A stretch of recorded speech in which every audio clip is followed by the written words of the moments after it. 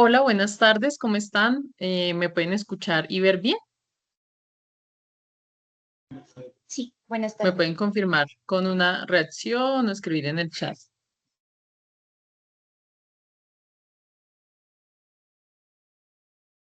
Bien, gracias.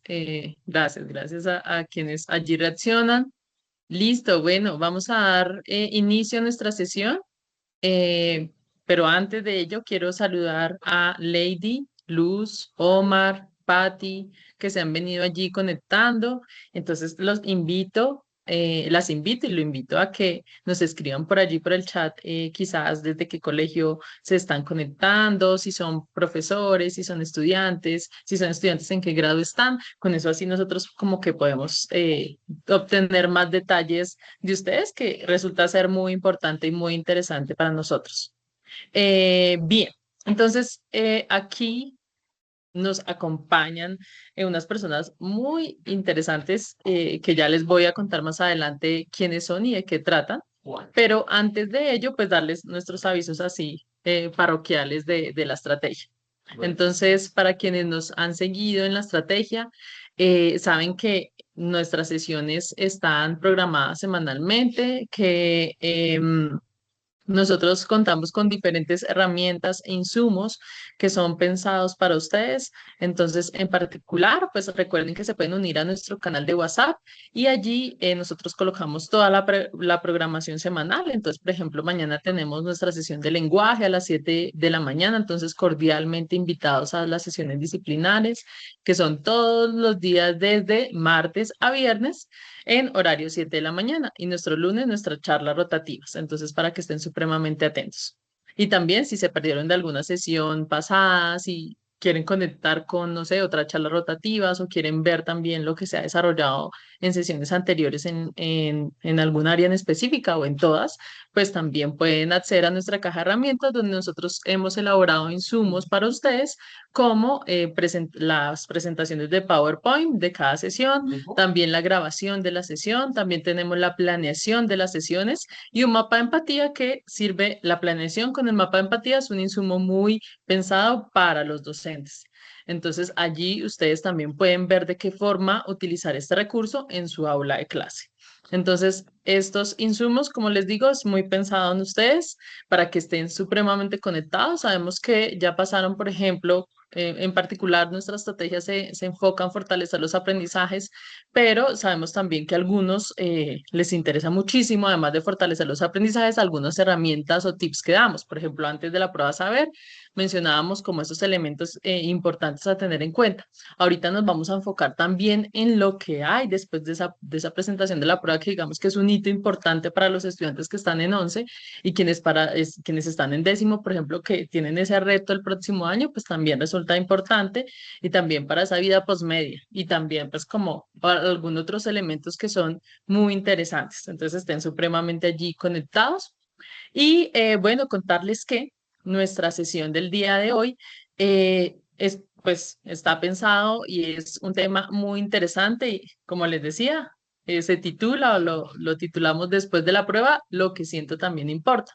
Entonces, allí lo que pretendemos, o lo que pretenden mis compañeras, pues es un espacio donde puedan hablar sobre, conversar un poco acerca sobre las emociones, sobre qué puede surgir a partir de ese momento tan importante, como la experiencia, como fortalecer de pronto esas herramientas emocionales para seguir avanzando en los retos que continúan después de esto. Entonces, mis compañeras de la Oficina para la Convivencia Escolar están aquí conectadas y muy, muy, muy pendientes, y además muy interesadas en compartir el conocimiento que tienen y todo lo que prepararon para ustedes el día de hoy. Entonces, bienvenidas, Steffi, Laura, Catalina, ¿cómo están? ¿Cómo les ha ido? Muy Hola, bien, Luz muchas Adriana. gracias. Hola, Luz Adriana. Bueno, como ya las pudieron observar, como para ponerles allí cara, porque en Teams es algo diferente, ¿no? Entonces, está, quienes tienen la cámara prendida es Laura y Steffi, entonces ellas son las que van a estar acompañando esta sesión y bueno, les doy la bienvenida y pues este espacio es todo de ustedes y pues realmente de nuevo desde la dirección de media les agradecemos por aceptar esta invitación y poder compartir todos sus conocimientos. Muchísimas gracias, Luz Adriana. Muchísimas gracias a todas y a todos y todas aquellos que se han conectado a este espacio. Esta es como una presentación de nuestro equipo. Nosotras hacemos parte de la Oficina para la Convivencia Escolar, específicamente el área de gestión del conocimiento y gestión pedagógica. Entonces le pediría a Laura y a Cata como que saluden también, aprovechando que tienen las camaritas encendidas, para entonces proceder, digamos, con el encuentro. Gracias, Steffi. Bueno, buenas tardes para todos, para todos. Un gusto que estemos aquí reunidos en la masterclass. Mi nombre es Laura Olarte. Hago parte de la línea de gestión pedagógica de la Oficina para la Convivencia Escolar. Y nada, un gusto poder estar aquí acompañándole y aprendiendo entre todas y todos. Gracias. Cata. Hola a todas y todos, un gusto saludarles también en este espacio. Mi nombre es Catalina López, también hago parte de la Oficina para la Convivencia Escolar, específicamente en una plática en el Observatorio de Convivencia Escolar, que tal vez algunos de ustedes ya los conocen, y también en el equipo de gestión pedagógica junto con Lau y Estefi. Entonces, un gusto podernos conocer y encontrar en este espacio y que sean pues muy provechosos y también que sean muchos más de aquí en adelante. Muchísimas gracias, chicas. Y mi nombre es Estefanía García. Hago parte de este maravilloso equipo. También, digamos, desde un liderazgo pequeñito, esta es, digamos, una parte del equipo. La agenda para el día de hoy parte desde nuestra presentación, un espacio de conexión que es lo que nosotros le llamamos a lo que generalmente denominan como rompehielos. Luego hablaríamos un poco sobre lo que sería nombrar y entender, pasaríamos por identificar y preguntar y luego sobre la gestión de la tolerancia a la frustración. Entonces, para dar inicio con este ejercicio, es importante mencionar que nosotros siempre vamos a realizar actividades desde las habilidades socioemocionales, partiendo de la malla de aprendizajes en habilidades socioemocionales, que es un producto que se publicó recientemente el año pasado por parte de la Oficina para la Convivencia Escolar.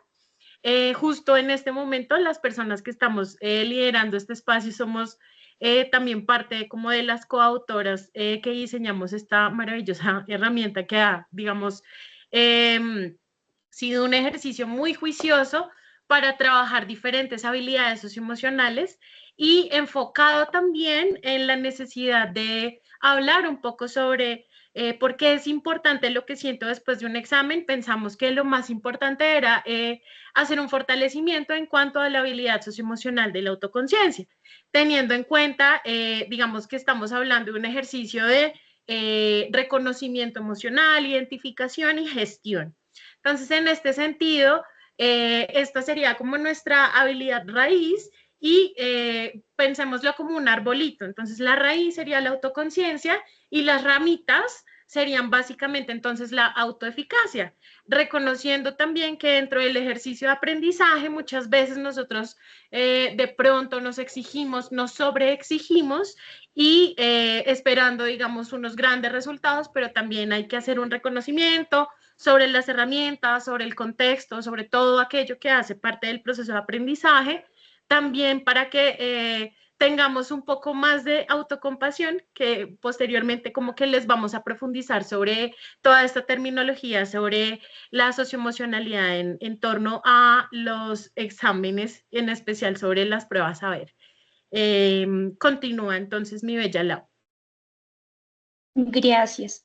Entonces, relacionado con la habilidad raíz que nos cuenta Steffi, que es la autoconciencia, y el aprendizaje derivado de esa habilidad que vendría siendo la autoeficacia, nos proponemos que en esta sesión logremos un aprendizaje esencial y concreto, y es relacionado con lo que sentimos después de una prueba, después de ser evaluados o evaluadas de distintas formas. La idea es que podamos reflexionar sobre esos pensamientos que surgen después de un escenario de prueba, cuáles son esas emociones, sentimientos, conductas de manera realista, ver qué realmente es lo que está pasando y qué hace parte de los constructos de pensamiento que construimos, y reconocer qué se puede cambiar y qué no. Entonces ya lo vamos a ver poco a poco, pero este es como el aprendizaje esencial, lo concreto que derivamos de las habilidades socioemocionales mencionadas. Si quieres, la siguiente. En ese sentido, gracias Steffi, el objetivo de la sesión es acompañar a las y los estudiantes en la identificación y validación de sus emociones posteriores a la prueba, promoviendo una lectura integral de la experiencia vivida, es decir, poner un poco la lupa y hacer análisis de qué es esto que sucede después de la prueba y cómo lo ponemos sobre la mesa, cómo podemos ganar y sacar aprendizaje de ello. Listo.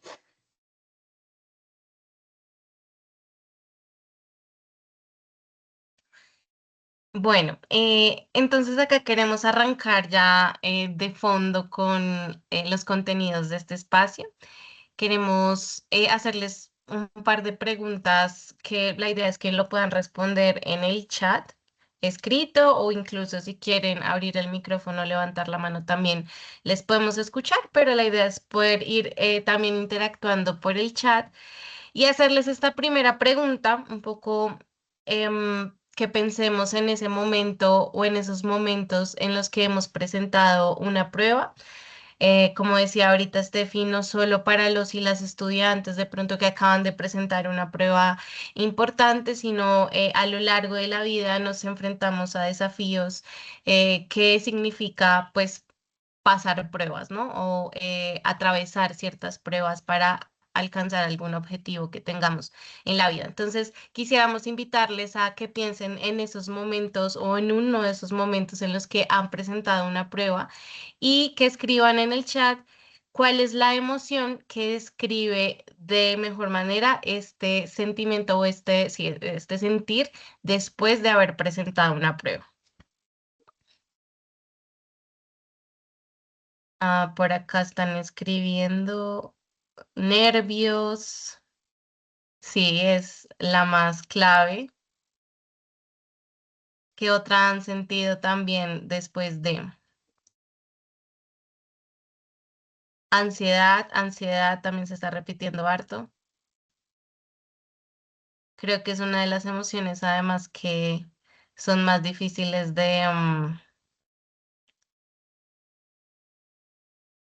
sí, de identificar, ¿no? La ansiedad, pero con el tiempo vamos sabiendo, bueno, así se siente. Por acá también ansiedad. ¿Qué otra emoción han sentido después de presentar una prueba o un desafío? Tal vez frustración, nostalgia por acá. Ok, la nostalgia también nos puede llevar a haber pasado ya una prueba o haber cerrado algún ciclo, satisfacción.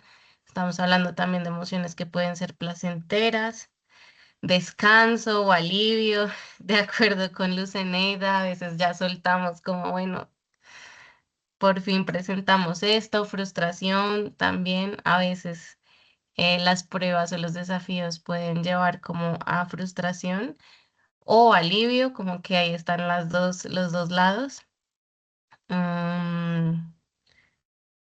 Bueno, creo que esta es como un primer tanteo de algunas emociones que nos acompañan. Creo que pueden ser tanto placenteras como displacenteras. Algunas pueden ser simplemente de soltar y pasar como un paso más, otras pueden ser más bien de reflexión o de reconocer el momento importante que significa pasar ese desafío. Y a veces no nos acompañan emociones tan placenteras, sino al contrario, nos pueden generar ansiedades o frustraciones que vale la pena reconocerlas y también hacen parte de estos procesos de pasar pues una prueba.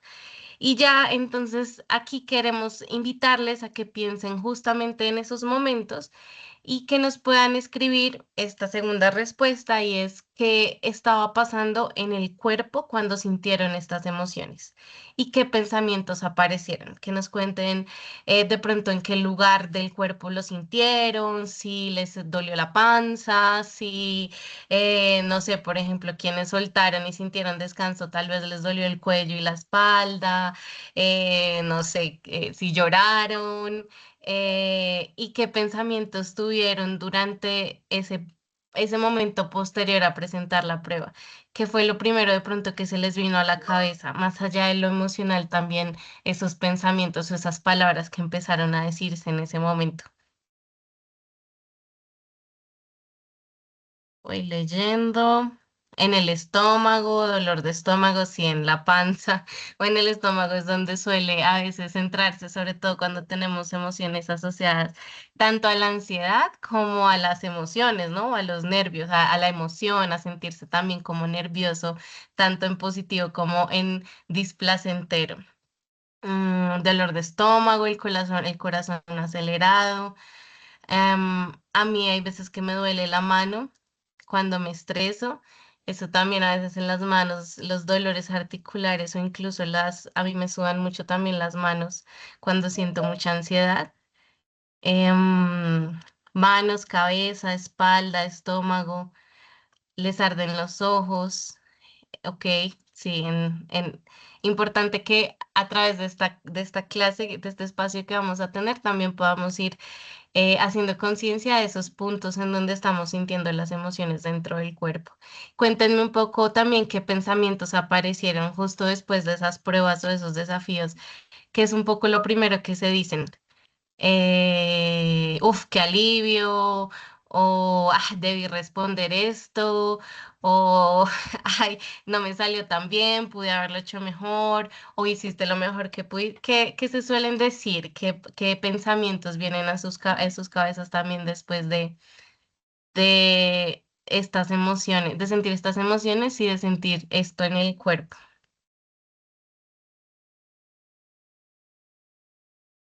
Bueno, aquí se van juntando también personas. Lo hiciste bien, te esforzaste, te felicito.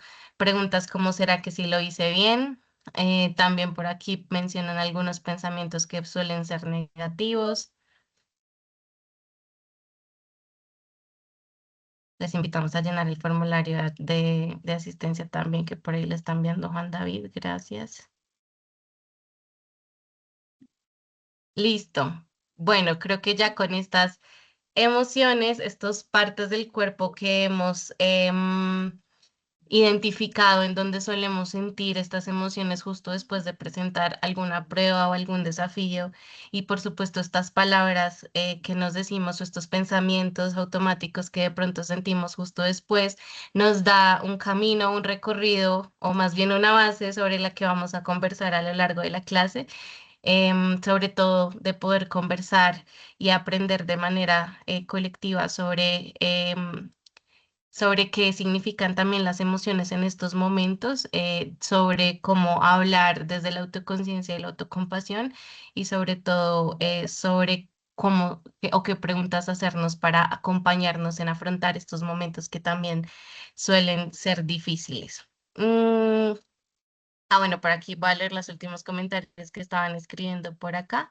Pudiste haberlo hecho mejor, sobrepensar las preguntas y respuestas. Eso también me pasa y creo que a muchas personas tal vez que estamos acá nos solemos preguntar, bueno, siempre podemos hacerlo mejor o somos tal vez autoexigentes.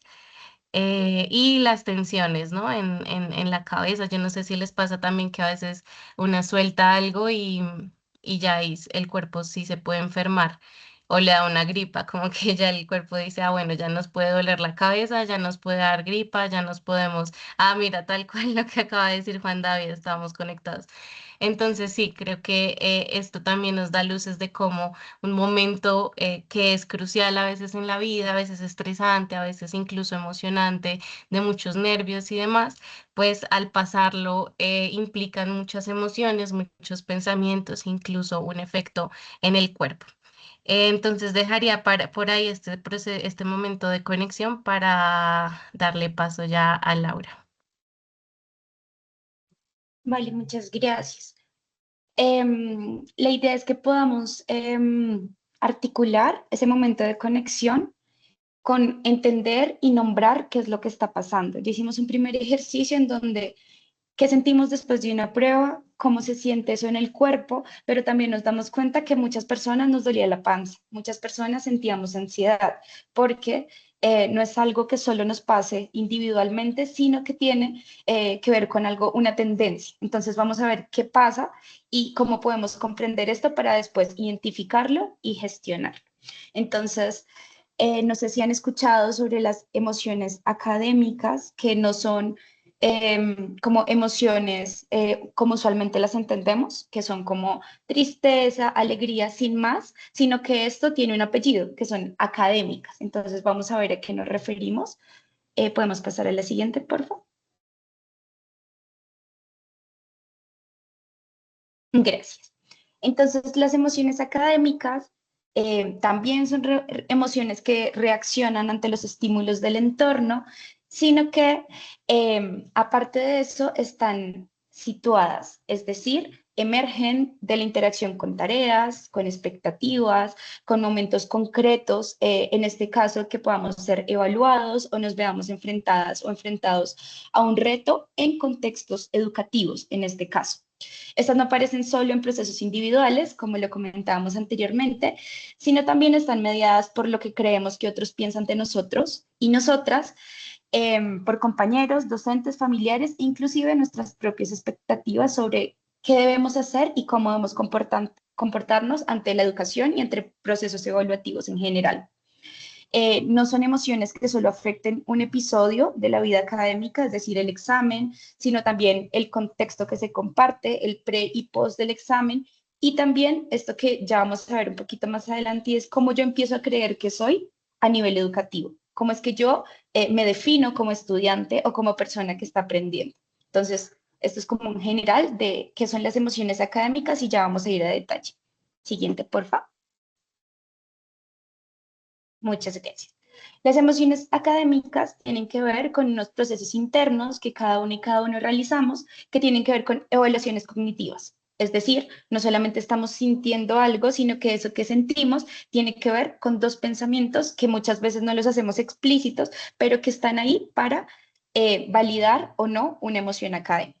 Uno de ellos es el control, es decir, siento que puedo hacerlo cuando estoy expuesta ante una entrevista de trabajo, por ejemplo, o una entrevista para pasar a alguna universidad o algún proceso académico. Lo primero es saber si puedo, si me siento capaz o tengo control sobre ello. Y lo segundo, el lugar o grado de importancia que puede tener. Entonces, cuando cruzamos estas dos preguntas y yo siento que lo puedo hacer, pero aparte es importante para mí, es de alta importancia. ¿Qué puede generar eso? Pues que yo me sienta orgullosa y me sienta con confianza de presentar la entrevista.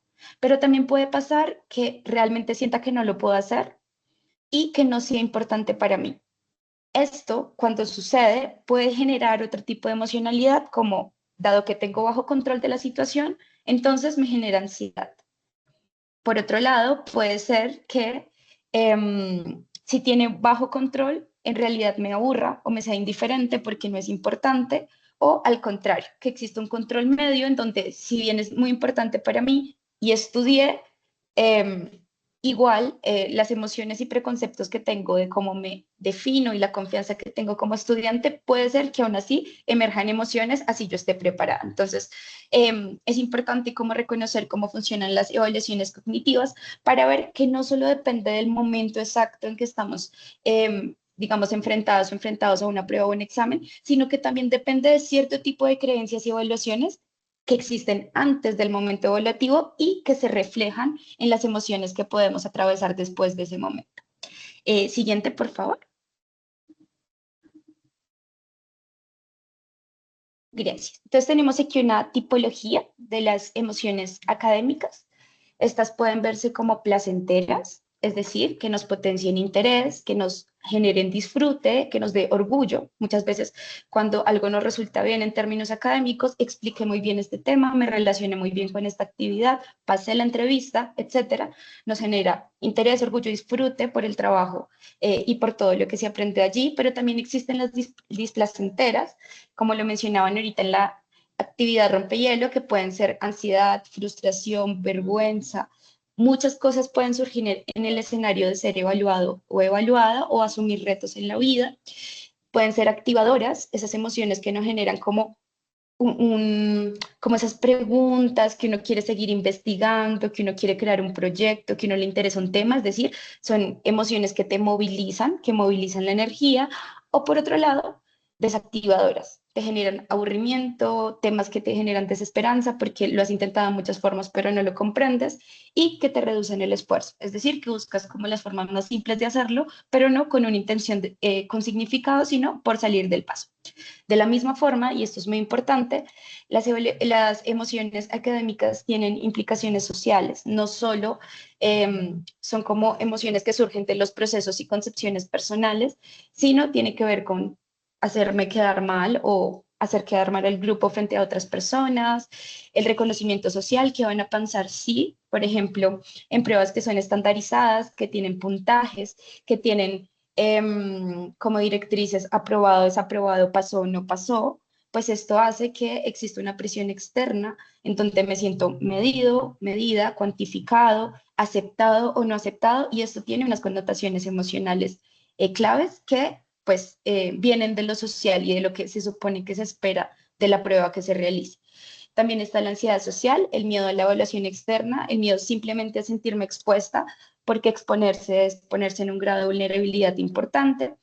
Y el alivio compartido, y es cuando yo les digo a Cata y a Steffi, por ejemplo, me costó mucho esta prueba, estudié, y ellas me dicen un referente similar, como no, estaba muy complicada, a mí también me pareció eso, y es como también puede generar la dimensión social, que sintamos un alivio compartido, es como, ay, a todas nos dio ansiedad, o sea, y eso, como cuando uno lo compara lo individual con lo social, pues genera estos efectos emocionales.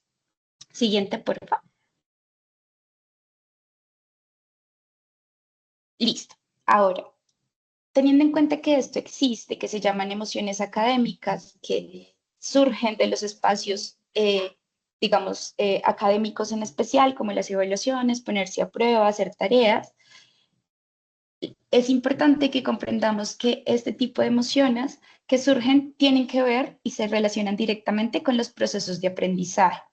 ¿Cuáles?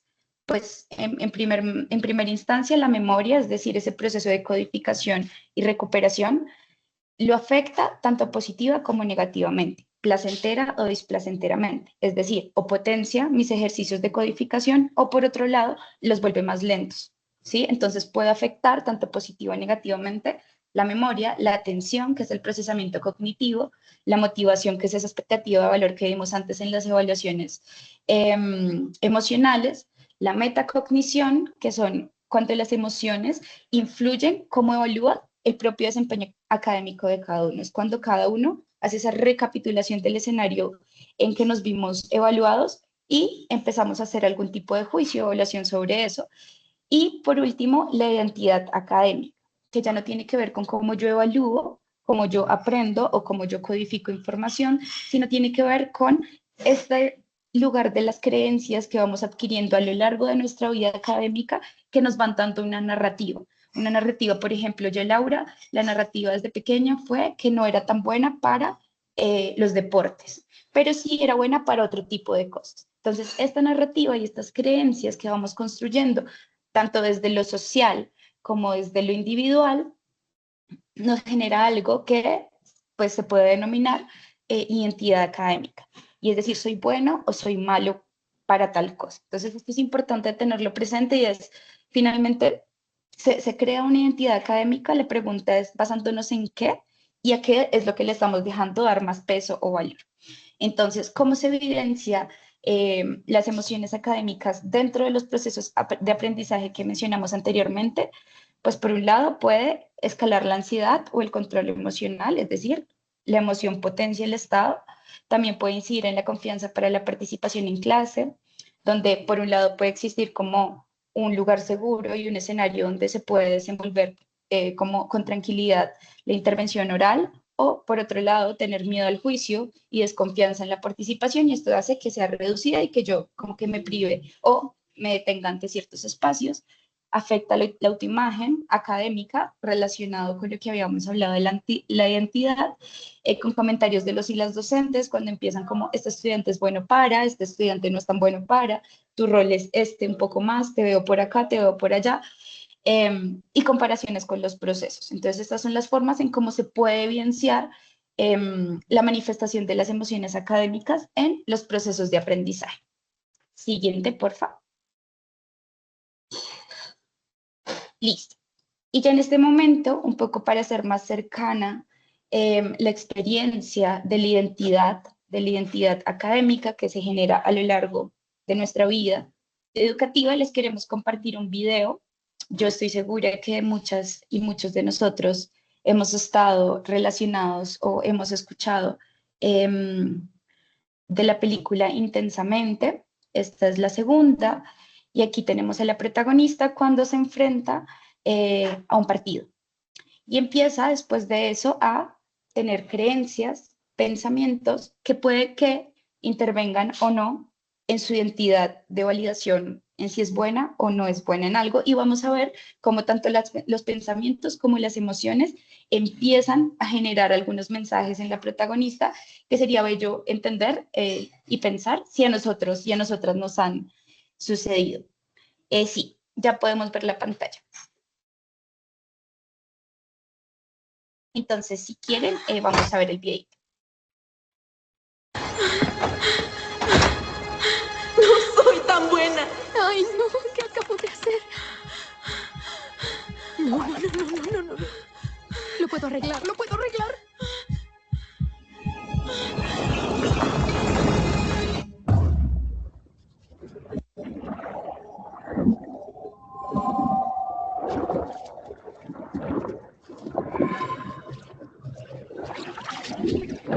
No soy tan buena. Tú puedes, Riley. Concéntrate. Tú puedes, Riley, concéntrate. No soy tan buena. Tienes que anotar, Riley. O todo eso habrá sido en vano. La ansiedad es demasiada presión para ella.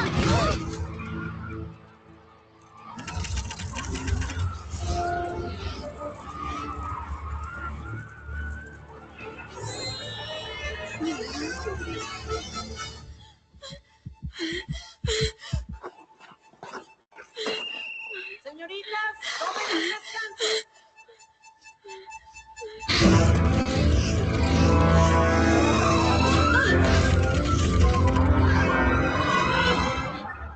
¡Tristeza! Alegría, ayuda. Con fuerza, todos juntos. ¡No está funcionando! Es ansiedad.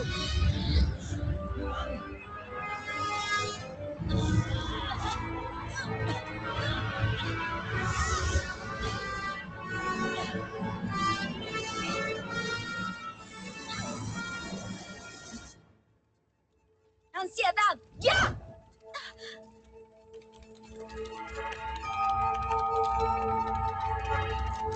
Tú no eres quien decide quién es Riley.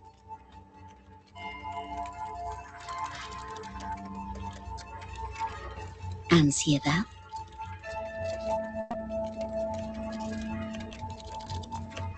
Tienes que soltarla.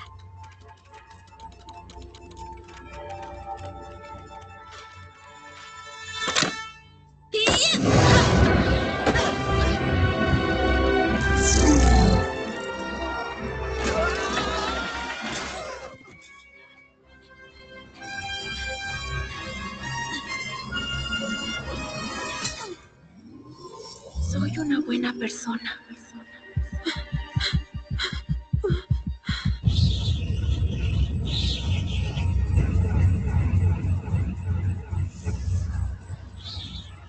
Alegría, cómo lo siento. Estaba tratando de protegerla.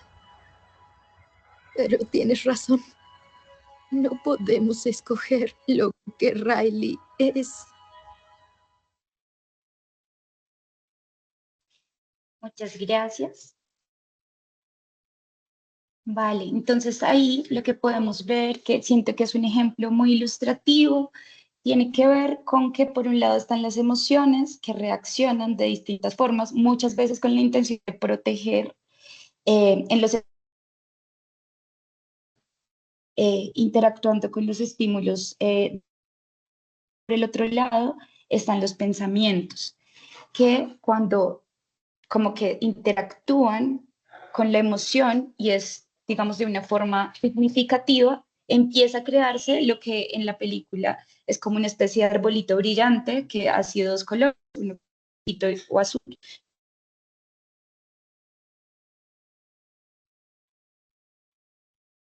Prolongan y se vuelven significativas, empezamos a construir eso que se llama identidad académica y la idea es ver cómo nosotras y nosotros permitimos que se consolide y que crezca, interactúe esa identidad académica, eh, pensando en qué supuestos, en quién lo dijo, en cómo lo dijo, en qué experiencias, en qué emociones, y preguntándonos si realmente tenemos como esos sentimientos y emociones que mencionamos en la actividad rompehielo, de frustración, de vergüenza.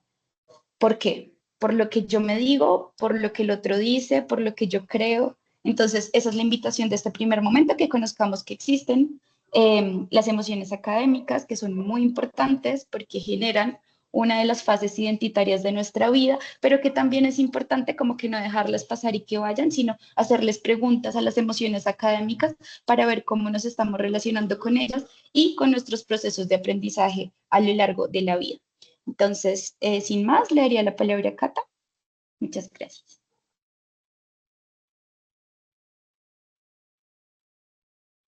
Gracias. Sí, y en efecto, lo que queremos hacer en esta segunda parte del espacio es invitarnos un poco a identificar y a hacernos preguntas y que estas preguntas nos puedan acompañar no solo ahora, sino a lo largo pues de nuestra vida y las podamos recordar en cada momento en que enfrentemos o afrontemos un momento difícil o una prueba, un desafío a lo largo de nuestra vida.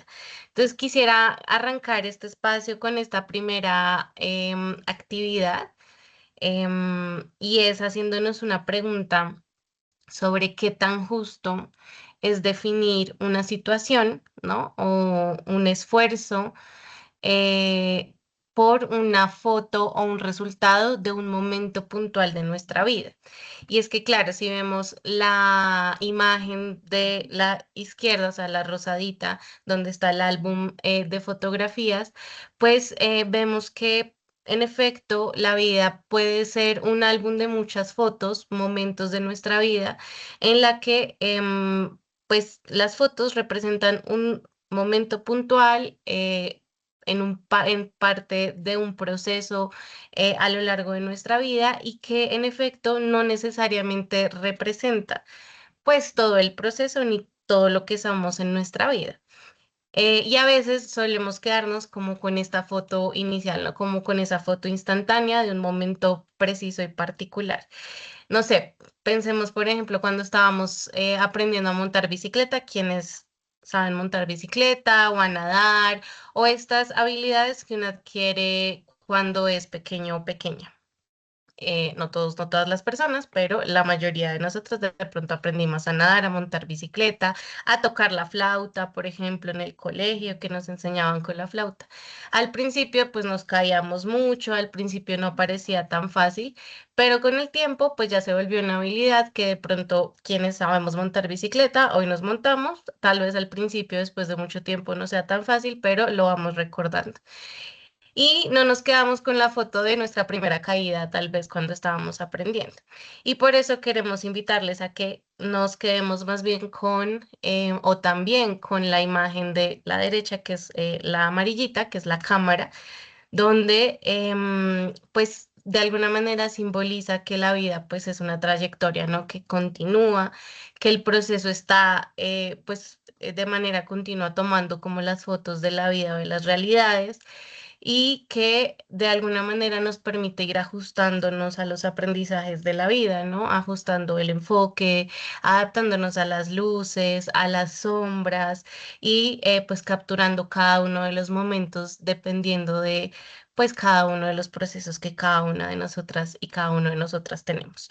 Entonces queríamos o queremos empezar esta segunda parte conectando justamente los momentos, ¿no? Que pudiéramos preguntarnos si en qué momentos nosotros nos hemos quedado con la foto instantánea y nos hemos definido desde ese momento uno en el que tal vez fallamos y no nos hemos permitido ver todo el proceso acompañados pues de ese montón de fotos que finalmente se toman en la cámara diaria.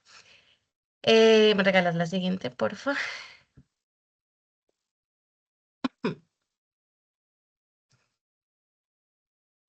Y aquí entonces queremos compartirles lo que significa el diálogo interno y cómo justamente este diálogo interno se va a conectar con lo que nos contaba Laura de las emociones académicas, de cómo justamente estos procesos de aprendizaje no solo nos afectan los procesos cognitivos, sino como ya lo vimos, incluso impacta en nuestra identidad, ¿cierto? Y sobre todo en cómo nos estamos hablando. Y aquí lo que queremos es también invitarnos a preguntarnos, pues justamente cuál es ese diálogo interno que estamos teniendo. ¿Qué es el diálogo interno? Aquí solo quiero dejar como 5 características principales para entender de qué es esto del diálogo interno. Primero, es autorregulador, ¿no? Entonces nos ayuda a planear, a controlar y a evaluar la propia acción durante durante el aprendizaje, perdón. Eso también nos permite además llegar a una reflexión después de una acción concreta, ¿no? Y regular tanto las emociones como los pensamientos y las acciones que vamos a tener después de. De ahí depende un poco el diálogo interno o incide el diálogo interno.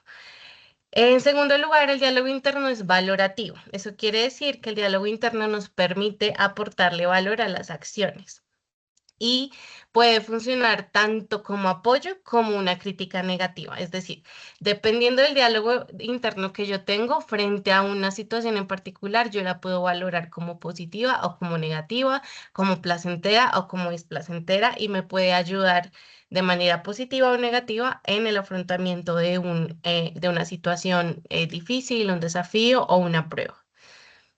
En tercer lugar, es constante. Y esto quiere decir que es una narrativa que una va construyendo a lo largo del tiempo. Como se ejemplificaba en el video de ansiedad, por ejemplo, si se dan cuenta, Riley se está diciendo de manera constante, no soy tan buena, soy una buena persona, y al final salen muchas afirmaciones, tanto placenteras como displacenteras, negativas o positivas, pero que van construyendo finalmente la identidad de Riley y cómo ella se habla. Y aquí entonces vamos construyendo este diálogo interno con el tiempo, dependiendo de nuestras experiencias, de nuestros pensamientos y por supuesto de nuestras creencias. Y aquí pues vale la pena aclarar también que como es constante, pues también se puede transformar con el tiempo, ¿no? Entonces, no es estático, no es como que si yo me hablo de una manera hasta los 25 años, hasta los 15 años, hasta los 40 años, entonces ahí ya se quedó mi diálogo interno, sino yo lo puedo ir transformando con el tiempo.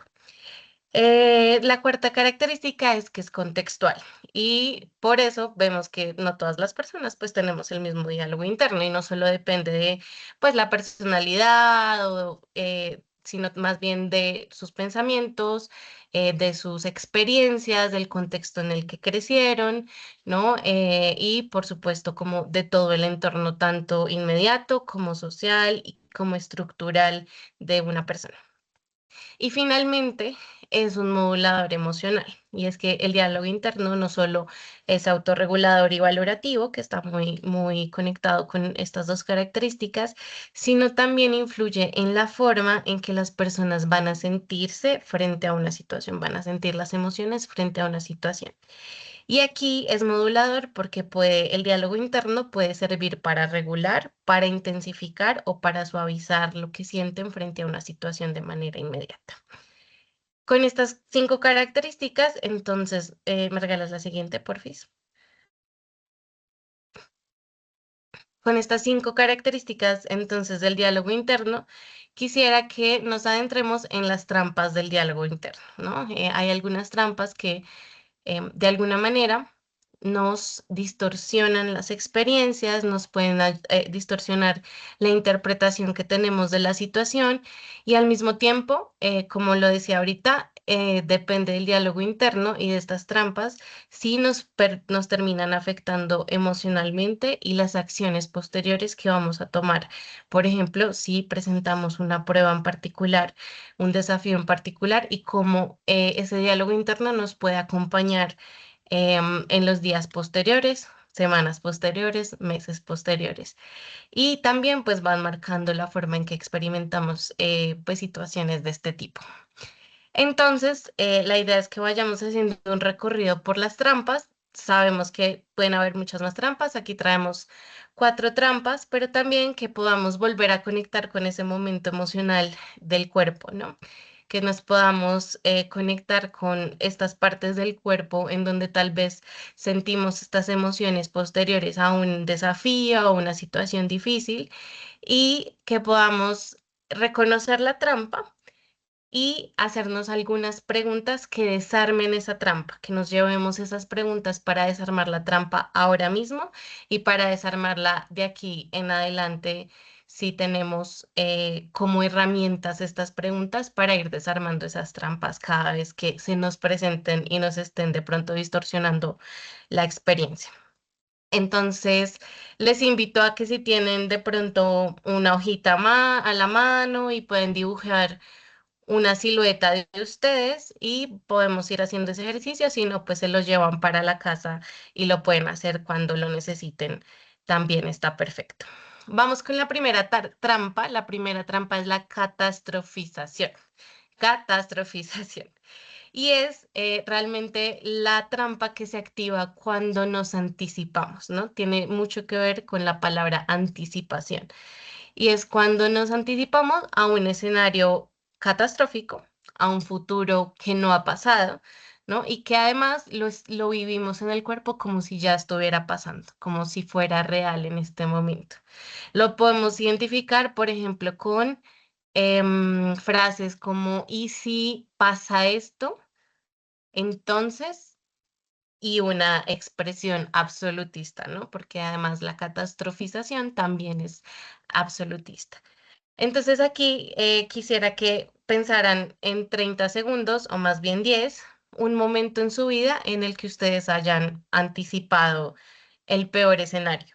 Pasó algo, pasaron una prueba, pasaron un examen, una entrevista de trabajo, una cita, eh, perdón, un momento importante en su vida y ustedes salieron de ahí y se anticiparon al peor escenario.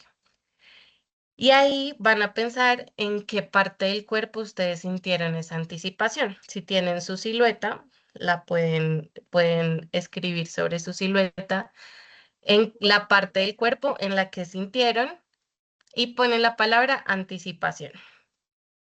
Y ahí nos van a contar también, o sea, van a escribir pues cómo se sintieron, ¿no? Frente a ese escenario de catastrofización o de anticipación.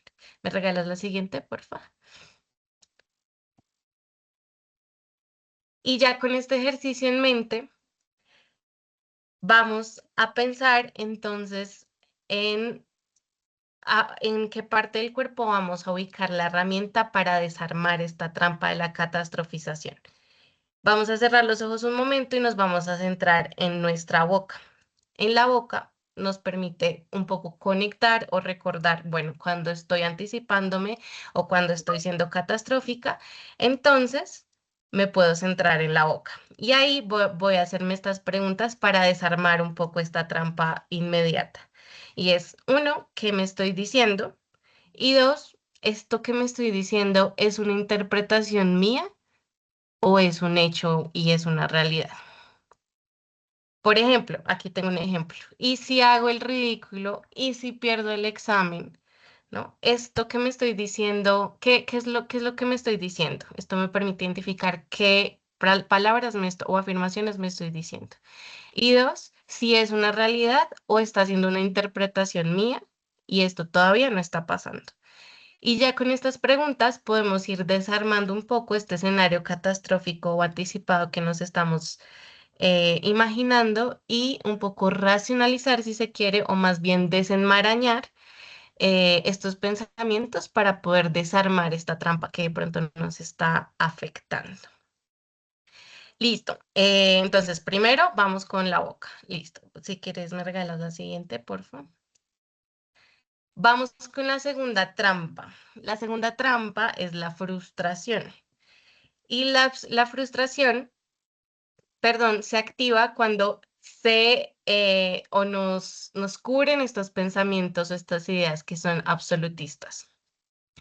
Pero sobre todo, pues se activa cuando no se cumplen unas expectativas que tenemos sobre una situación.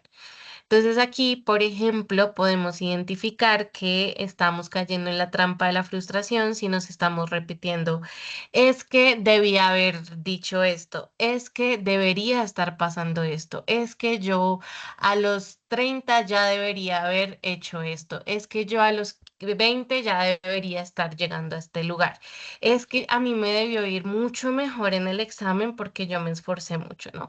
Como estas palabras o estas frases que se conectan o más bien refuerzan el incumplimiento de unas expectativas sobre una situación. Y por supuesto, es completamente normal sentir frustración cuando no se cumplen las expectativas. Sin embargo, a veces caemos en esta trampa de mantenernos en la frustración y tal vez necesitemos algunas herramientas para entender un poco más qué está pasando con la frustración, sobre todo cuando acabamos de pasar un desafío o una prueba en particular. Entonces, de nuevo vamos a pensar en un momento en que tal vez se hayan sentido frustrados o frustradas. Vamos a ubicarla en el cuerpo donde sintieron esa frustración y cómo les hizo sentir, ¿no? La pueden escribir también en su silueta. Y también, como lo decíamos al principio, les vamos a dar pues unas herramientas que puedan tener para imprimir en su casa y tenerlas impresas o para tenerlas en el celular y irse recordando estas preguntas en la medida que vamos sintiendo. ¿Me regalas la siguiente? Y ya entonces con esta segunda trampa, habiendo entendido la frustración, vamos a transformar esa trampa, vamos a desarmar un poco esa trampa, ubicándonos o centrándonos en las manos. Algunas de las personas al principio decían, ay, sí, yo siento como que me duelen las articulaciones, o a veces sentimos que nos tiemblan, o a veces sentimos pues que nos sudan, ¿cierto? Entonces nos vamos a centrar para pensar en la frustración, nos vamos a centrar en las manos y nos vamos a hacer preguntas para desbloquear esta trampa. ¿Qué está en mis manos? ¿Qué no depende de mí y puedo soltar? ¿Y qué sí puedo hacer hoy? ¿No? Entonces, si yo digo, yo debería haber pasado el examen con una nota más alta porque estudié mucho, por ejemplo, me voy a preguntar, ok, ¿qué está en mis manos en este momento frente a los resultados? Yo ya hice lo que tenía que hacer y fue estudiar mucho y dar lo mejor de mí. Que no depende de mí y que puedo soltar. Y es finalmente, pues los resultados ya están en manos de las personas que están calificando, por ejemplo, o de la persona que recibió la entrevista. ¿Y qué sí puedo hacer hoy? Esa última pregunta nos permite un poco desbloquear las acciones. A veces la frustración nos puede paralizar en ese momento en el que no podemos controlar ya la situación y no podemos pasar después de haberla sentido y transitado a una acción en particular. ¿Qué sí puedo hacer frente a esto? Ya puedo esperar, puedo tener paciencia, puedo escribir un correo en una semana, puedo desconectarme y felicitarme por lo que logré hasta el momento, regalarme un helado, invitarme a hacer algo, ver una película o acostarme a dormir y descansar. Digamos que puedo hacer yo frente a la situación y poder tomar el control de lo que sí podemos hacer. Listo, vamos con la tercera trampa. Y la tercera trampa es la de la comparación. Y yo estoy segura que muchas y muchas de nosotras hemos caído en la comparación y hasta tal punto la comparación puede convertirse en una de las trampas incluso más pesadas, si se quiere, a la hora de enfrentar una situación, sobre todo si hablamos de exámenes, de entrevistas de trabajo, de algún tipo de habilidad, por ejemplo, o algún proceso evaluativo, sobre todo frente a algo que estamos enfrentando. Y la comparación se activa cuando justamente medimos nuestro valor propio en relación con las otras personas. Esta comparación también suele ser absolutista y la podemos identificar con frases, por ejemplo, a Estefanía la llaman más que a mí o la felicitan más que a mí, por ejemplo. O yo nunca soy reconocida, yo nunca voy a los paseos, yo nunca soy elegida, ¿no? Son estas palabras que tal vez suelen ser absolutistas, como que abarcan, volviendo a la foto, ¿no? A la imagen de la foto y la cámara. Entonces nos quedamos con una foto, utilizamos estas expresiones de que son absolutistas alrededor de tal vez la fotografía y no todo el proceso. Y entonces aquí cuando empezamos a utilizar este tipo de frases decimos, bueno, tal vez yo estoy entrando en una comparación o en una trampa de la comparación más bien. Entonces aquí quisiera invitarles a, de nuevo, a pensar en un momento en el que ustedes tal vez se hayan comparado cayendo en esto, en a esta persona más que a mí, o yo nunca, porque otras personas sí, y que las ubiquen la parte de su cuerpo donde la han sentido y escriban ahí la palabra comparación. Puede ser en la espalda, puede ser en la cabeza, puede ser en el corazón. Mm, y me regalas la siguiente. Y aquí entonces, para desarmar un poco esta trampa de la comparación, nos vamos a concentrar en nuestros ojos. Entonces ya pasamos por la boca, ya pasamos por las manos, para ir un poco encontrando en qué partes del cuerpo podemos también desarmar estas trampas. Y aquí la de la comparación la vamos a desarmar centrándonos en los ojos. Y vamos a desbloquearla con preguntas como, primero, ¿cómo me estoy viendo en este momento? Esta es, creo yo, una de las preguntas más difíciles. Muchas veces tenemos este diálogo interno más complejo, pero cómo nos estamos viendo en este momento. Segundo, con quién me estoy comparando y qué estoy comparando exactamente. Y esto me permite también poner sobre la mesa de manera un poco más desenmarañada, desenredada, qué es lo que yo estoy comparando y por qué lo estoy comparando. Listo, vamos con la última trampa. Y la última trampa es la rumiación. Y yo creo que aquí sí me atrevería a decir que todas las personas que estamos presentes hemos caído en la rumiación, ¿no? Está este momento en el que le damos vueltas y vueltas y vueltas y vueltas a una situación, a un error, a unas palabras que dijimos, es que no debí contarle tanto a esta persona, no debí decir esto, no debí levantar la mano, no debí dar esta respuesta, ¿cierto? Y a veces nos quedamos dándole muchas vueltas y caemos en la trampa de la rumiación. Y aquí más que una frase, ¿no? Que puede también ser como no debí, pero más que una frase la podemos identificar cuando ya estamos pensando en estas situaciones de manera tan constante, a veces por días o semanas, mientras hacemos las tareas cotidianas, mientras estamos lavando la loza, haciendo las tareas, estamos caminando o incluso, o sobre todo, no sé si les pasa, antes de dormir. Entonces aquí quiero que volvamos a pensar en un momento en el que le hemos dado muchas vueltas a un asunto. Creo que son muchos, o bueno, no sé si se identifica conmigo, pero pueden ser muchos en los que nos quedamos dándole vueltas. Y ubiquemos la palabra rumiación en la parte del cuerpo en donde la sintamos. Y para desbaratar esta trampa, me regalas la siguiente, por favor. Para desbaratar esta trampa nos vamos a centrar en las orejas, en los oídos, pues más bien, en los oídos.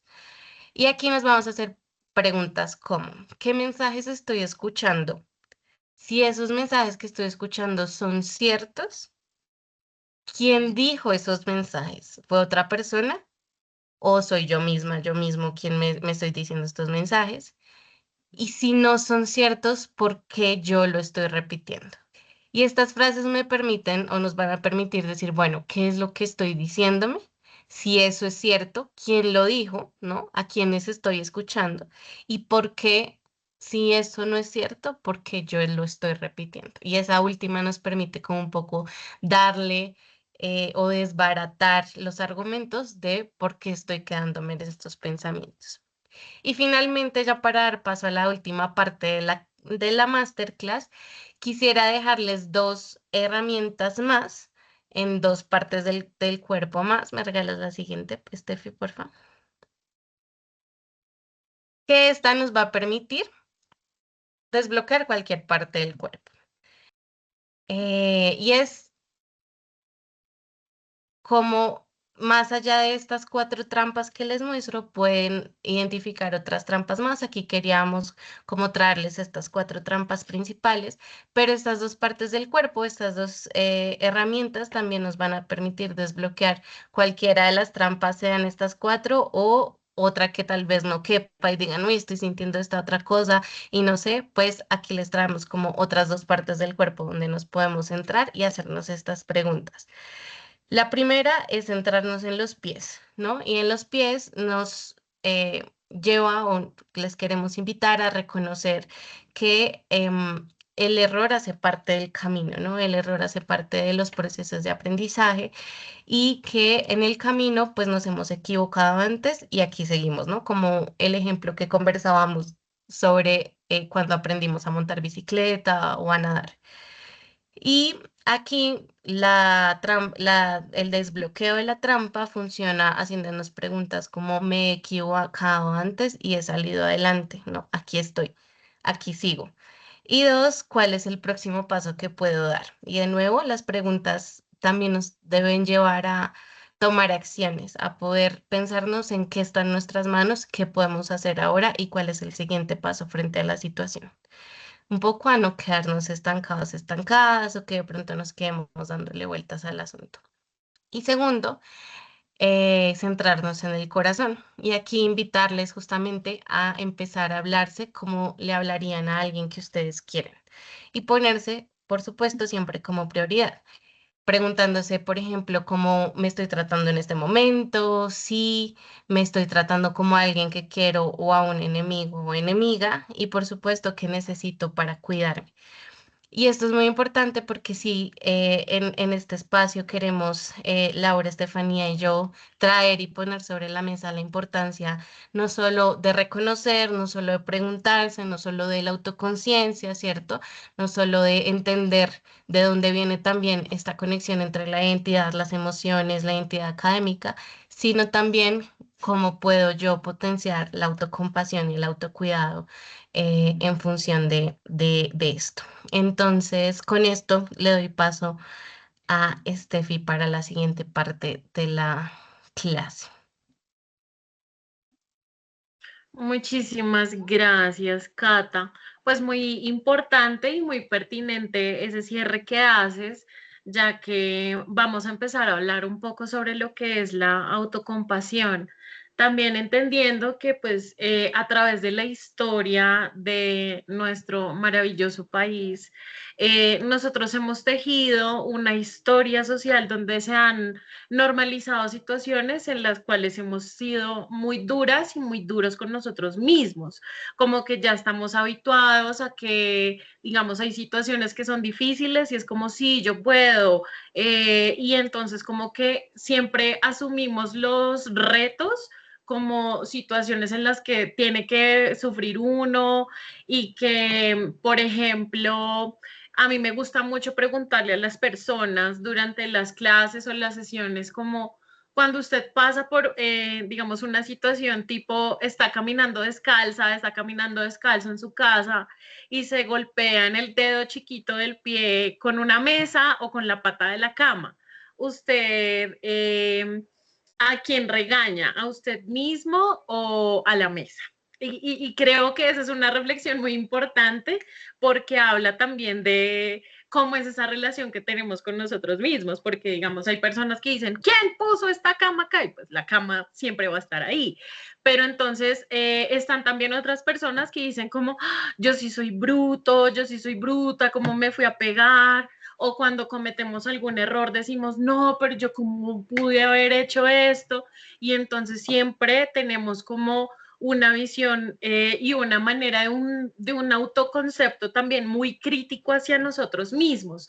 Y en ese sentido también es importante resaltar lo que estabas mencionando, en el sentido en el que nosotros siempre tratamos muy bien a las personas que amamos. Entonces siempre tratamos muy bien a nuestros amigos y a las personas cercanas, ya sea familia, redes de apoyo más cercanas. Entonces uno sabe que si una persona está pasando por una situación difícil, pues uno no va a llegar y decirle, no, le dije, no. Uno procura acercarse de manera afectuosa, como mira, no te preocupes, todo va a salir muy bien. Y en ese sentido es importante preguntarnos por qué yo no me hablo así a mí mismo, por qué yo no me hablo así a mí misma, porque cuando yo cometo un error, en lugar de decir, mira, Steffi, estabas aprendiendo, me digo, uy, pero ¿por qué fui tan bruta? Porque entonces en ese sentido es importante hablar un poco sobre lo que sería la autocompasión, entendiendo también que es tomar una posición completamente diferente a la de juzgarnos a nosotros mismos y caer en estas trampas que justo estabas mencionando, Cata. Entonces, en ese sentido, es importante también reconocer que no se trata ni de lástima ni de victimismo, es decir, por ahí no va el tema de la autocompasión, sino que va hacia un lado de ser amables con nosotros mismos. Entonces, acá tenemos una lista como de características y es como ser comprensivo, ser cálido con nosotros mismos. A veces nosotros pasamos por situaciones difíciles.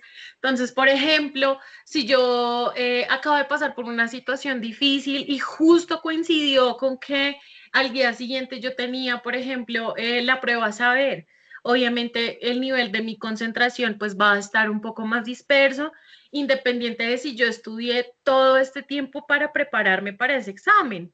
Entonces también hay que tener en cuenta estas particularidades, reconocer también esa humanidad compartida, que era algo como que estabas mencionando también y que inicialmente también hablaba Lau, y es que pues todos a lo largo de nuestra existencia pasamos por diferentes situaciones y también para conectarnos un poco con las personas adultas que están conectadas, es como los retos son inherentes a la vida.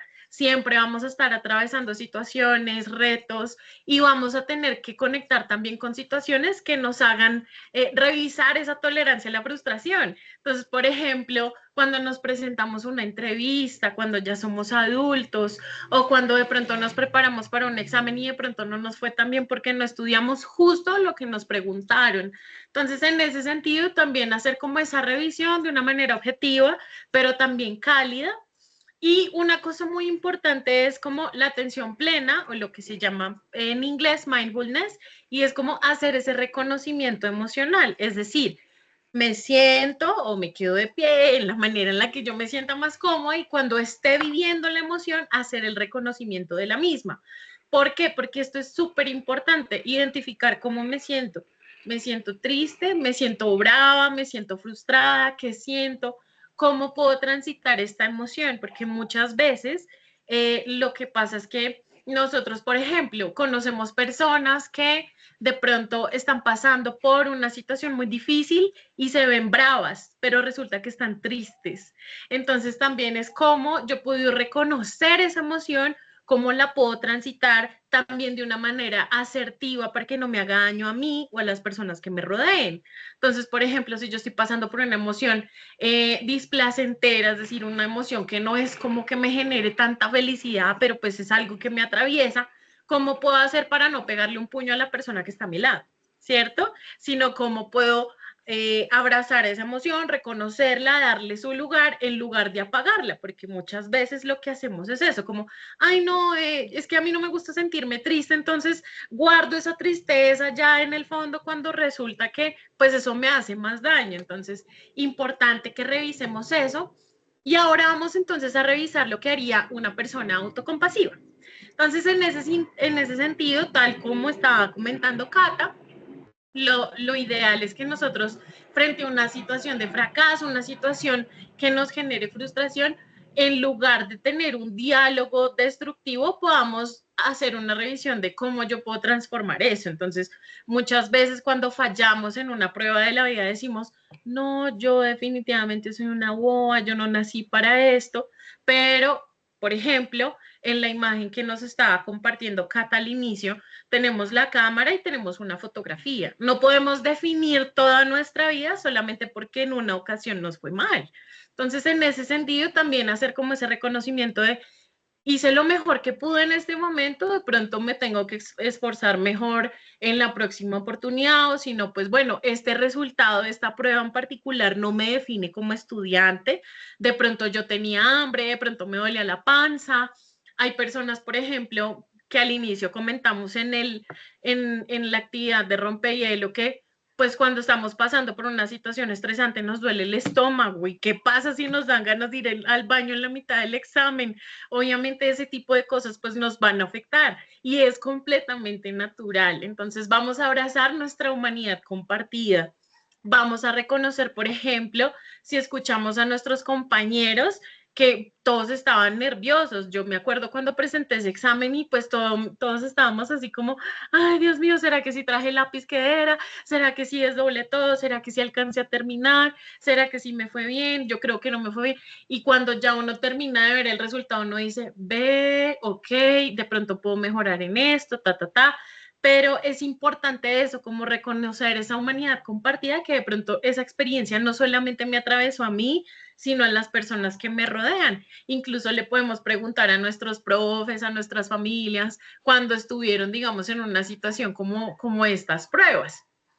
Del mismo modo, como hacer un ejercicio, lo que les mencionaba, como de regulación, identificación de las emociones, no solamente como para silenciarlas, porque eso es algo como que nos han enseñado, como esa emoción, no, déjela ahí, no llore, no sé qué, no, más bien como hacer el reconocimiento, escucharla, mirar cuál es la manera más asertiva en la que yo puedo gestionarla, ¿sí?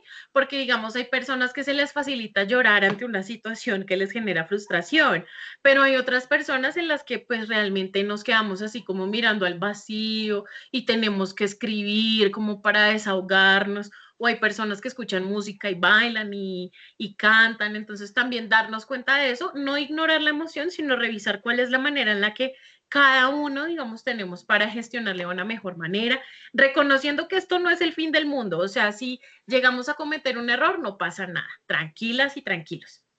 Y tomar acciones activas de autocuidado. Esto es muy importante también por justo lo que estaba mencionando Cata y también inicialmente mencionaba Lau, y es como hay situaciones en las que, digamos, si nosotros presentamos mucho estrés, como que el cuerpo empieza a reaccionar, entonces empezamos a sentirnos mal, el cuerpo ya nos dice como, yo creo que me voy a enfermar, yo creo que me voy a poner de esta forma, porque obviamente empezamos a somatizar lo que nos está pasando adentro. Entonces, en este sentido, vamos a reconocer también que pues el error también es un aprendizaje. De hecho, es importantísimo cometer errores cuando estamos aprendiendo algo. Si siempre, por ejemplo, estamos aprendiendo lo básico que son sumas y restas y siempre nos sale bien porque estábamos, no sé, sumando en 2 dígitos y ya luego sumamos en 3 y no nos damos cuenta que no nos queda igual de bien y decimos, no, yo ya no nací para las matemáticas. No, pues de pronto es que necesitamos mejorar el método en el que estamos estudiando. Por eso también en la masterclass anterior hablábamos un poco sobre, o bueno, hablaba Lau, sobre cuáles son estas estrategias de estudiar que nos pueden funcionar también. Y ahora también les quería preguntar cómo han sentido frustración al no lograr un objetivo por el cual ustedes trabajaron mucho. Y acá queremos como pedirles que por favor nos escriban a través del chat, nos cuenten, no sé, Lau, Cata, nos pueden comentar, también los profes, las personas adultas, digamos, cuéntenos, digamos, esa sensación de frustración, cómo fue, cómo la vivieron. Entonces, acá les escuchamos y las vamos leyendo.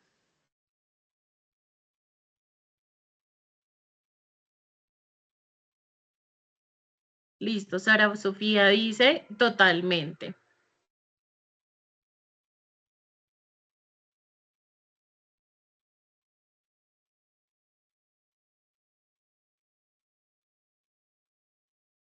Listo.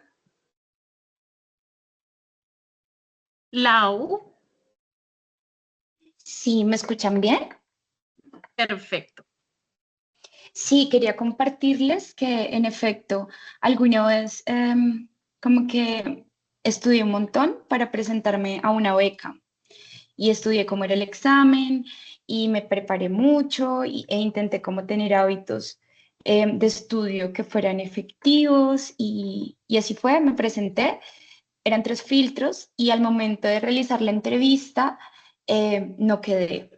Entonces, en efecto, sentí mucha frustración porque decía lo que estaba en mi capacidad o lo que yo sentía que estaba como en mi control, estudiar, descansar, comer bien, no fue, al parecer, suficiente para lograr el objetivo que quería, ¿sí? Eso, para compartirles un poco y en efecto sentí mucha frustración y fue un poco triste. Muchísimas gracias, Lau, por esa experiencia. Creo que nos escribieron en el chat, espérame un segundo.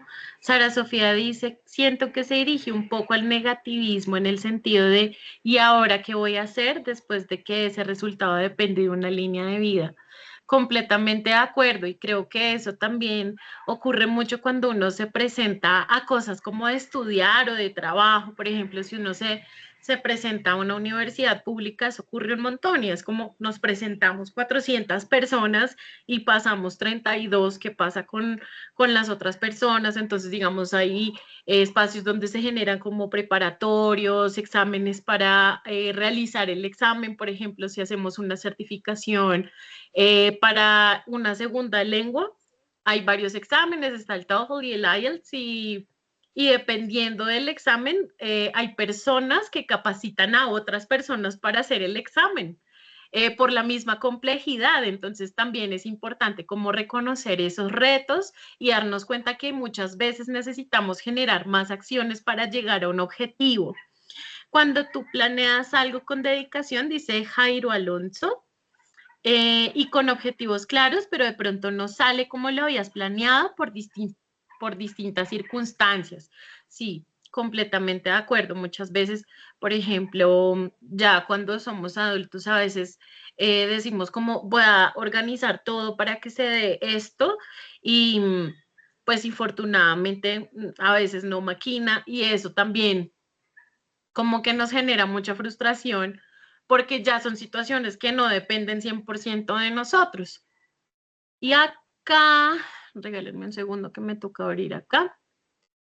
Me esforcé mucho estudiando para una materia, contabilidad en la universidad, y aún así perdí la materia. Incluso me convencí de que no era buena para los números y eso me bloqueaba cada vez que llegaba a los parciales. Gracias, Cata. Sí, en efecto. Y creo que eso nos pasa mucho a las personas que se nos dificulta un poco el tema de las matemáticas, como que muchas veces como que nos desanimamos y eso hace como que se dificulte un poco el ejercicio del estudio porque es como, no, yo ya soy malo para esto. Entonces, en ese sentido, también quería entrar a hablar un poco sobre los hábitos en términos de la dimensión cognitiva. Durante la anterior sesión, Lau estuvo hablando un poco sobre esto, sobre lo que sería el burnout o estar quemado, básicamente. Y entonces acá hablamos sobre una sensación de agotamiento extremo, aumento también como de la distancia distancia mental, en términos de que estoy tan cansado, estoy tan llevado por esta emoción que empiezo a desconectarme incluso de aquello que me gusta. Entonces, por ejemplo, si yo estoy estudiando, como que ya le cogí como tedio, como que ya no me parece tan divertido, lo que les estaba mencionando ahorita, como de pronto a mí me parecían chéverísimas las matemáticas, pero cuando empecé a ver no sé, álgebra se empezó a dificultar y entonces en lugar de querer estudiar más, como que decidí como no, yo creo que no, como que empiezo a tomar distancia, pero también con el burnout vienen otras situaciones y es que, por ejemplo, uno puede presentar como una actitud fría y distante, una pérdida de propósito y es como, no, yo definitivamente ya no nací para eso, y un pesimismo. Entonces, en ese sentido, es importante que hagamos un reconocimiento sobre eso que está pasando, es decir, esa sensación de que me estoy quemando, establecer límites en términos de si yo definitivamente me siento 5 horas a estudiar esto y definitivamente el cerebro me dice como no, no puedo, seguramente lo que necesito es establecer una pausa, determinar un tiempo y modificar, digamos, tomar pausas reales, ¿sí? No es como 5 minutos en el celular, no, sino 5 minutos en serio donde yo me voy a distanciar del estudio, de pronto voy a caminar en el parque o voy a la tienda y me compro un helado, como que le doy una pausa a todo mi sistema.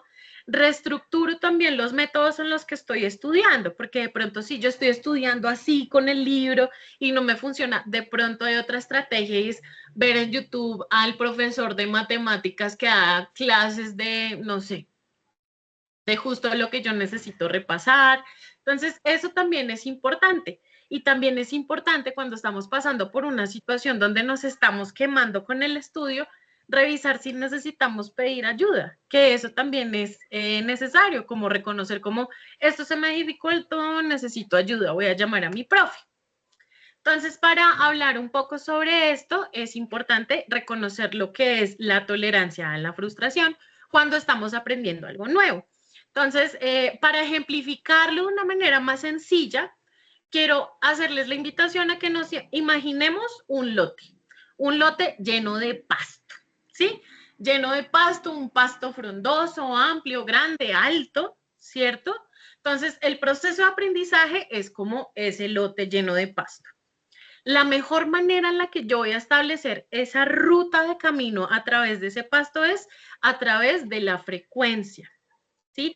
El ejercicio de continuar y darle, y darle, y darle. Entonces, en la medida en la que las personas van caminando, si ustedes se dan cuenta, si pasan por un parque o por una avenida, justo en las partes donde hay pasto, uno se da cuenta cuando pasan las personas porque se empieza a ver más tierra o piedras. Entonces ya se forma el camino por sí solo. ¿Pero a través de qué? Del ejercicio de que las personas van caminando, van caminando. De eso se trata también el ejercicio de la neuroplasticidad. Es decir, vamos a continuar, digamos, ejerciendo unos retos, es decir, si yo quiero mejorar mi proceso con matemáticas, indudablemente a través de la práctica voy a llegar a ello. Entonces, en ese sentido, es importante entender que la frustración hace parte del camino, es decir, a través de los errores yo me voy a dar cuenta de que qué es lo que necesito corregir respecto a mi proceso de aprendizaje. Entonces, necesitamos salir un poco de nuestra zona de confort. Necesitamos aprender, digamos, a salir sobre lo que nos parece cómodo. Entonces, por ejemplo, acá un ejemplo, a mi sobrina le fascina dibujar y ahorita está abriéndose al riesgo de empezar a escribir. Entonces, a veces se desanima, a veces dice, no sé si puedo, y es como, claro, porque es que se te facilitan otros lenguajes, pero está chévere que practiques este nuevo para ver si lo puedes complementar. Entonces es importante eso, que hagamos esa revisión sobre lo que nos gusta, nuestras potencialidades y también cómo podemos fortalecer aquellas cosas en las que nos sentimos que no somos como tan pro. Entonces, en ese sentido, también gestionar nuestra incomodidad y es como, ¡ay, esto no me gusta! Pero bueno, hay cosas que indudablemente vamos a tener que aprender y que vamos a necesitar a lo largo de nuestra vida. Entonces, como decía Cata, a mí se me dificultaba mucho la contabilidad. Sin embargo, digamos, ese es un ejercicio que nosotros hacemos en la cotidianidad. Cuando decimos, necesito organizar lo de los almuerzos y lo de los transportes, entonces estamos hablando de que hay procesos de aprendizaje que no solamente se quedan en la escuela, sino que van a ser transversales desde que nacemos hasta nuestro fin. Entonces, en ese sentido, también revisar, digamos, y realzar nuestros logros. Cuando llegamos, digamos, a objetivos así sea pequeños, como decir, bien, lo logré, como si estoy aprendiendo a dibujar, como, bien, ya aprendí a dibujar un dedo de la mano. Sabiendo que, por ejemplo, dibujar las manos es lo más difícil que hay, pero entonces ya no, ya dibujé un dedo. O las personas cuando empiezan a dibujar ojos. Entonces, ese tipo de retos es importante y que de esa manera como que nosotros también podamos retroalimentarnos a nosotros mismos. Y ahora, entonces, digamos también para cerrar este ejercicio, este maravilloso encuentro con ustedes, queríamos compartirles una caja de herramientas. Entonces, a través de nuestro chat, nuestro queridísimo Juan David les va a compartir unos insumos que creamos junto a las chicas. Nosotras tenemos unas cápsulas pedagógicas. Estas cápsulas pedagógicas se diseñaron específicamente para estudiantes que estaban preparándose para presentar el examen de las pruebas saber, también para mientras estaban haciendo la prueba saber y después de la prueba saber, porque sabemos que hay muchas emociones alrededor de esto. Entonces, también se los compartimos para los profes, por si quieren realizar, digamos, un espacio con sus estudiantes. Y también están las herramientas que les estaba compartiendo y socializando nuestra querida Cata, y es cómo podemos desarrollar esto, por ejemplo, en casa o en clase, hacer esa revisión sensorial sobre cómo nos impactan, digamos, estos diálogos internos. Así que, pues ahí les vamos a compartir eso. No olviden diligenciar entonces sus asistencias. Y por parte de nuestro maravilloso equipo de gestión pedagógica, queremos darles muchísimas gracias por esta invitación. Será un gusto seguirles acompañando en la medida que nos sea posible. Muchísimas gracias.